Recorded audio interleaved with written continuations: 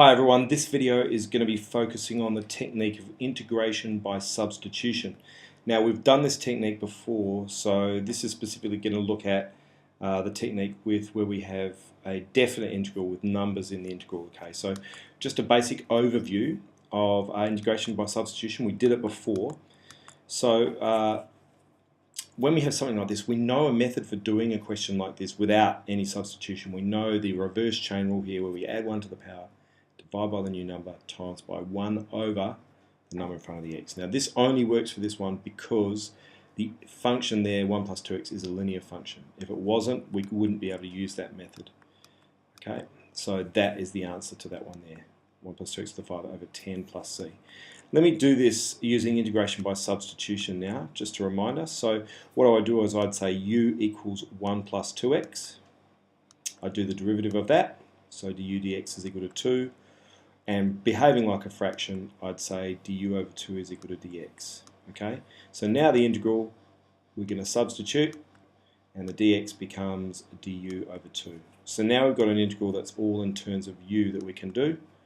So when we integrate that integral, we get that function there, we get u to the 5 over 10, then replace u, and you can see that we get the exact same answer as we did before. This technique is really handy for doing harder ones like this. Okay, and then what I taught you how to do was to define the function or u as anything under the square root sign or anything to the power of. So here you would say u equals 1 plus x squared to do this one, and you can see that integration by substitution makes this very easy. So du dx is 2x. Rearranging, we get dx is du over 2x, so then that's what we get. So the x's neatly cancel, and we've got the integral of the square root of u over 2 du, which is an integral that we can do. This first one we couldn't do, now this is one that we can do. Integrate, bit of cancelling, and substitute back. There's our final answer.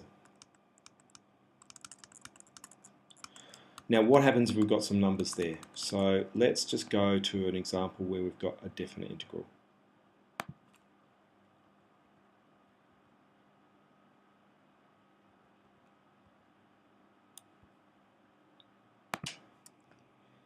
Okay, here's an example now where we're going to have a definite integral and use substitution.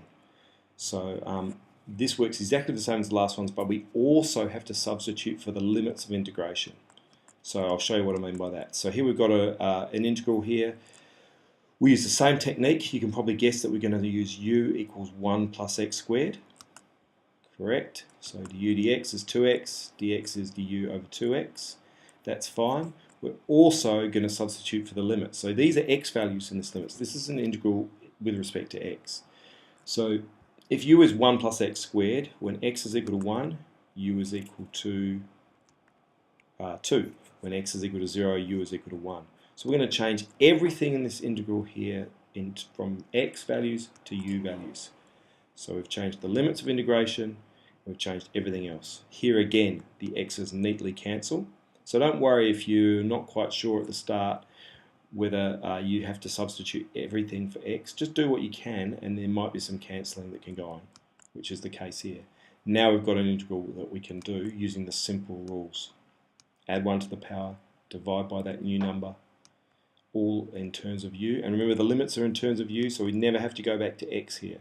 This 2 and this 1 are u values, so we substitute 2 in for u and substitute 1 in, and the answer is 3/16. Here's another example. Again, u is equal to 1 plus e to the x. Okay, the thing that's in brackets. If that was a square root on the bottom line of 1 plus e to the x, we'd do the exact same thing. Okay, so du dx, rearrange the limits.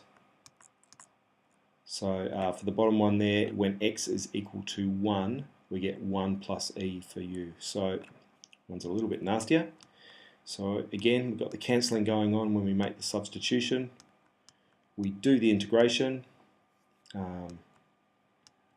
Add 1 to the power, divide by the new number, and then we've just got to substitute in the limits, and there's our final answer.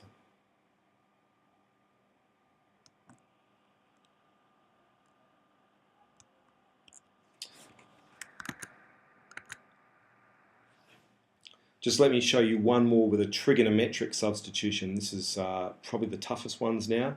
So using the substitution x equals tan theta, find the exact value of that integral there. Okay, so I'm going to substitute everything that we know. So let's deal with the x equals tan theta first. So if x equals tan theta, I'm going to do dx d theta, the derivative of x with respect to theta, and the derivative of tan theta we know is sec squared theta.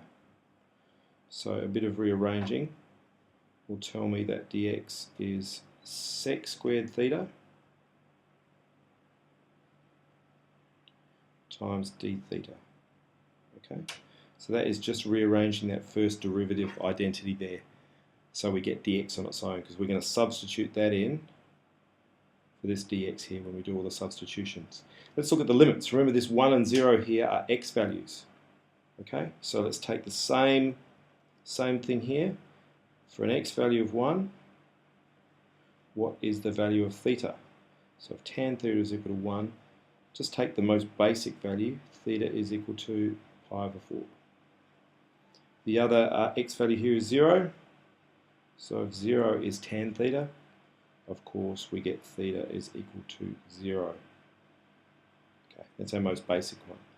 Right, let's do the substitution now and see how we go. Let's change colours. So the integral is going to become the integral. For an x value of 1, we've got pi over 4. For an x value of 0, we've got a theta value of 0. We've got 1 over x squared, so that would be tan squared theta plus 1 squared, and then dx, and dx is sec squared theta d theta. So there we go. I've substituted everything from x, and now it's all in terms of theta. Great. How do we go from here? Okay, the integral from pi over 4 to 0.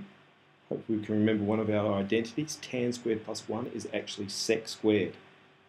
So I've got sec squared theta squared times, and then I've got sec squared theta d theta on the top line there. Okay, I mean, you can expand the sec squared on the bottom line there, or you can kind of look at that and say sec squared on the top, sec squared squared on the bottom is just going to leave us with sec squared theta on the bottom. So sec squared, we know that sec squared is 1 over cos squared. So 1 over sec squared is just cos squared. Beautiful. Okay, cos squared. Now, we're into an integral that we've done before. Cos squared, we're going to need to use the double angle identity to do this one here. So let's do this over here. Cos of 2 theta is 2 cos squared theta minus 1. Alright, so we can rearrange this and say cos squared theta is cos of 2 theta plus 1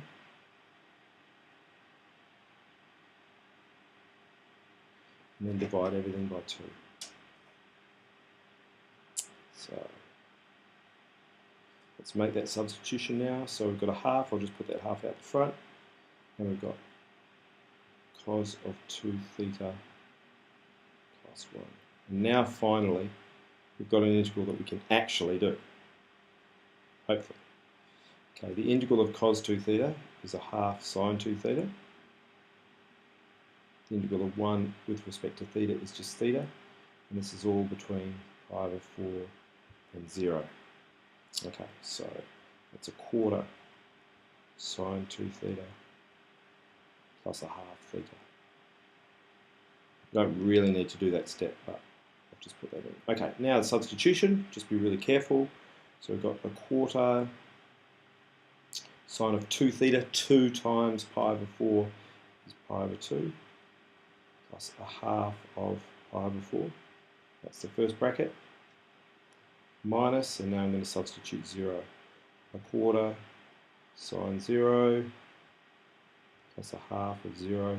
So hopefully you can see that this whole bracket here is going to be equal to 0, sine of 0. So we're just looking at this first bracket here. A quarter sine of 90 degrees is 1. and pi over 8. So my final answer is 1/4 plus pi over 8.